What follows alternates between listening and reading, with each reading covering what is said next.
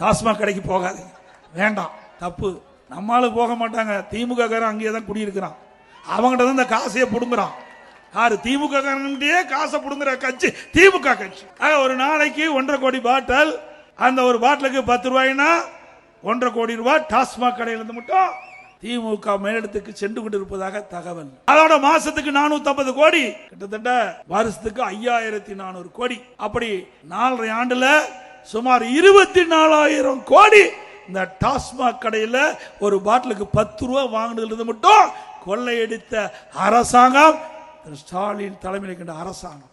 அதுக்கு பிறகு அந்த பார்ல விக்கிறது அது தனி, அது தனியா வாங்கி கள்ள நிதியில விக்கிறாங்க. இது ஒரு வருமானம். ஆக இந்த டாஸ்மாக் நிறுவனத்தின் மூலமாக கடையிலிருந்தும் சரி, பாட்டிலுக்கு 10 ரூபா வாங்கலும் சரி, அதோட பார்ல இருந்தும் சரி, சுமார் 50,000 கோடி கொள்ளையடித்த கட்சி திமுக கட்சி, திமுக அரசாங்கம். அதனாலதான் இன்னைக்கு ஈடி டாஸ்மாக் நிறுவனத்தில் பூந்து அதுல 1000 கோடி முறைகேடு நடைபெற்றதாக கண்டுபிடிச்சாங்க.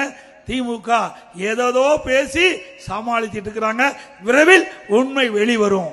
மீண்டும் அதிமுக ஆட்சி அமைந்தவுடன் இதை முழுமையாக விசாரிக்கப்படும். சட்ட நீதியாக யார் தவறு செய்யலோ அவர் மீது உரிய நடவடிக்கை எடுக்கப்படும்.